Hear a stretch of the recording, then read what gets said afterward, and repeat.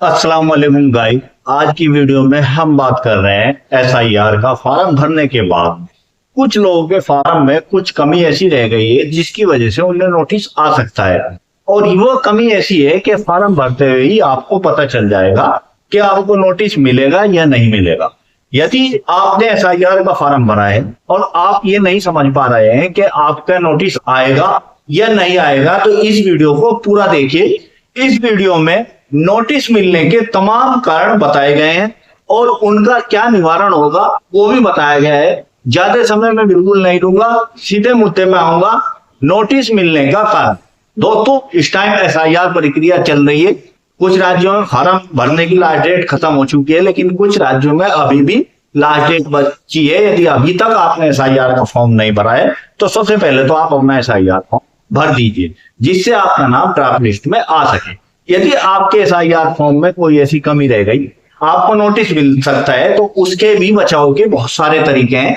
कुछ तरीके इस वीडियो में बताए गए हैं, कुछ तरीके मेरी पिछली वीडियो में भी बताए गए हैं और आगे भी मैं बताऊंगा। यदि आपका कोई भी सवाल हो, आप मुझे इस वीडियो पर कमेंट करिए। मुझसे बात करना चाहते हैं, इस नंबर पर कॉल करिए और मुझसे बात करिए। और एसआईआर से संबंधित कोई भी आपका किसी भी तरह का सवाल हो, कोई भी आपका कंफ्यूजन हो, आप मुझसे बात कर सकते हैं और अपनी समस्या का समाधान जो भी सटीक होगा, लीगल होगा, वो पा सकते हैं।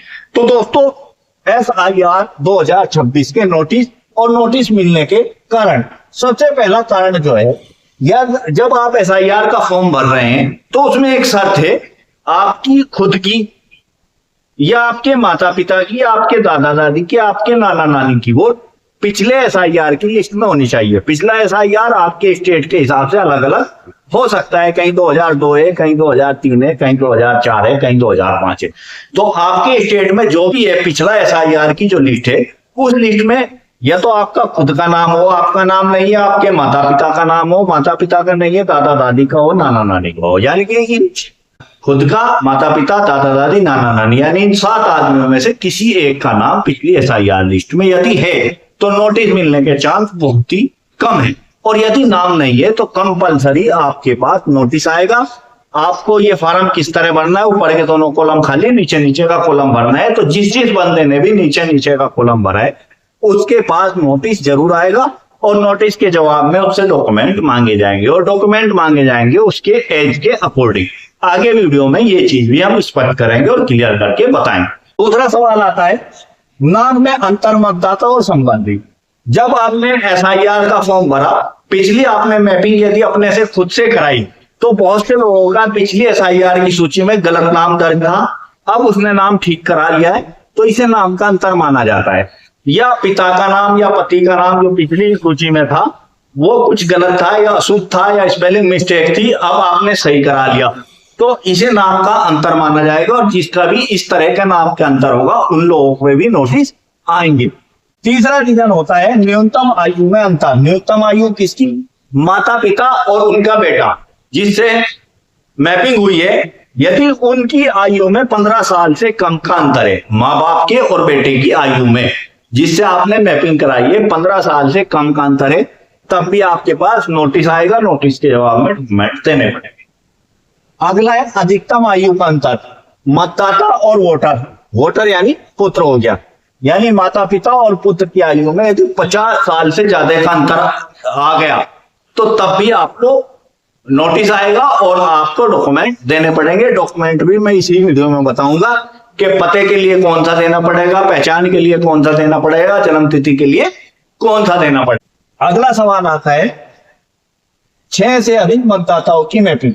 यदि आपने अपनी मैपिंग अपनी माता के साथ, पिता के या दादा दादी, नाना नानी, जिसके भी साथ आपने मैपिंग कराई है, और आप जैसे 5 और यानी 6 या 6 से अधिक लोगों ने एक ही व्यक्ति या एक ही महिला के साथ अपनी मैपिंग करा दी, तो उन्हें भी नोटिस आ सकता है, बल्कि आएगा ही, नोटिस जरूर आएगा और उनसे पूछा जाएगा कि ये सारे के सारे एक ही परिवार है या इनकी गलत मैपिंग हुई है।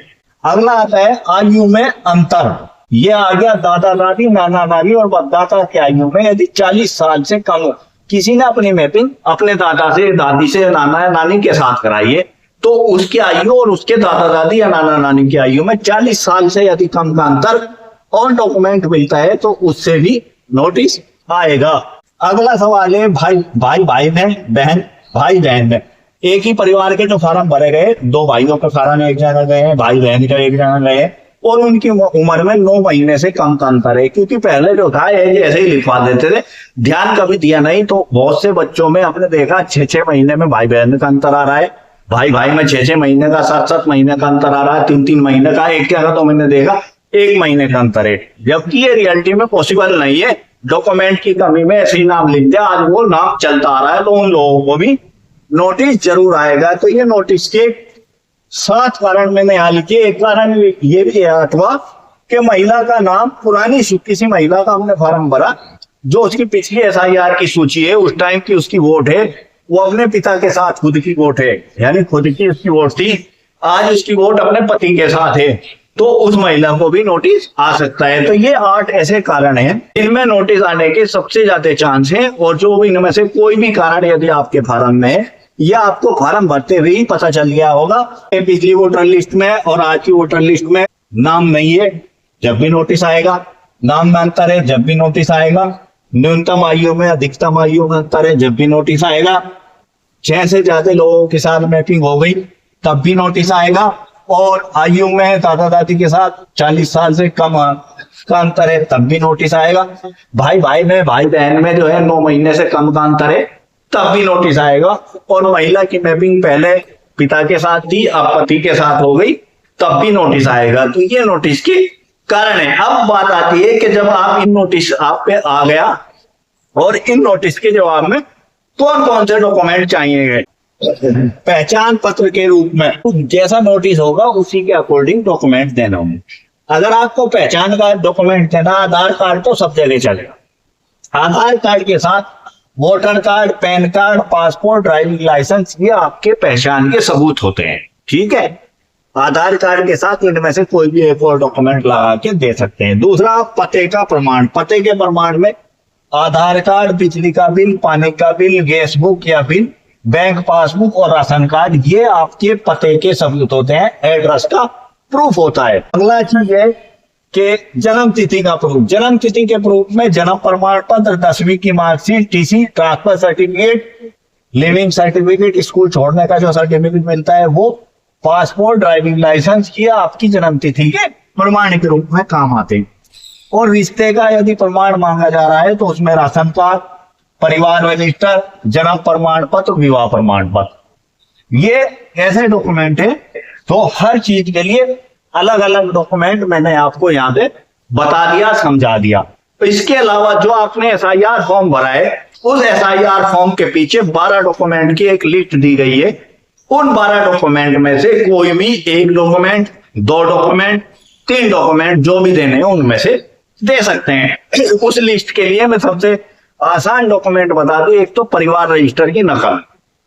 ये सबसे आसान डॉक्यूमेंट है, बहुत ही आसानी से सेक्रेटरी से बन जाता है, या तो आप ये बनवा लें। उसके बाद यदि आप पिछड़ी जाति से, अनुसूचित जाति से, जनजाति से, इनसे आते हैं तो जाति प्रमाण पत्र बनवा लें।